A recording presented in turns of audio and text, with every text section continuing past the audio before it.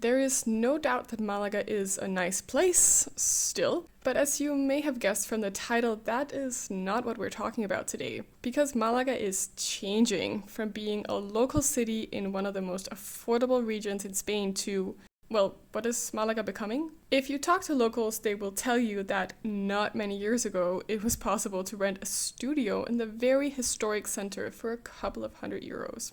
That is not the case anymore, as finding anything below €1,000 is difficult.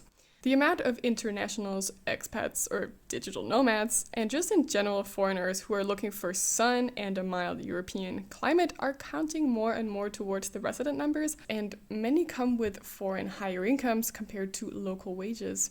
The statistics showing the origin of property buyers claim that 25% of properties in the region are bought by foreigners. But I think this change calls for a very nuanced perspective because, well, the Malaga and Costa del Sol have for decades been a popular destination for tourism. So is anything actually changing, or are we just now seeing the effects? Or maybe the answer lies in how the type of tourism has changed. Because in the good old days, people from the less sunny countries discovered that places such as the south of Spain had plenty of sun and good times, and therefore made for the perfect summer holiday destination. That is still very much the case here, especially in coastal towns such as Marbella, Torremolinos, Nerja, and so forth, where you can truly feel the difference between the high season on the one hand and the very quiet and peaceful winters on the other. But you know, the thing is that more and more people are no longer satisfied with just a couple of weeks of Spanish summer and choose to relocate here permanently, semi-permanently, or for extended periods, me being one of them. And well, we demand different things. We don't want hotels. We want real apartments or real houses. Instead of rentals, we may even buy one. But we also need lawyers and accountancy services. Some purchase relocation services, and well, just in general, goods and services that are relevant to residents and not so much to tourists.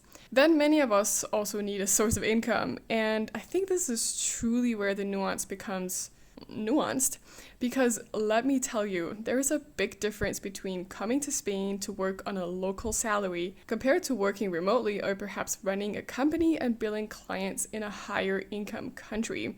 Because it is true that there are many, let's call them digital nomads, who come here with income so high that they easily qualify for upper class in Spanish terms, even if they have a quote-unquote normal job in their home country or wherever they get paid. This is called geo-arbitrage, which is the act of getting paid in one part of the world that essentially allows you to live like a king or queen in a cheaper part of the world. There is inevitably a sharp contrast between these high-earning foreign individuals and then a local Spaniard working a low paid service jobs, because that is another problem. Spain has a pretty well-educated workforce, but tourism, for the large part, creates service jobs that aren't in the high end of the pay scale. Maybe the Malaga area was also pretty unique in the past in the sense that the purchasing power of those on a lower income was still enough to get them a decent place to live, something that is not the case in many parts of the world. And maybe all of these, to various degrees, semi-permanent foreign residents inevitably contribute to the increase in housing costs, but perhaps they can also help create jobs that are not in the service sector. Maybe that's a naive thought, but I guess only time will tell. At the end of the day, Malaga and its surroundings is gaining popularity, and supply versus demand dictates that those with the most money will win. Many Spaniards in the low and middle income class get by because they live together with family or because they live quote unquote for free in family owned real estate, which means that minimum wage is okay to live on. But if foreigners keep buying a large part of the properties out there, that can't go on. I want to end this video on the following note though. At this point, it is not possible to speak of a Malaga without foreigners, is it? Whether permanent or tourists.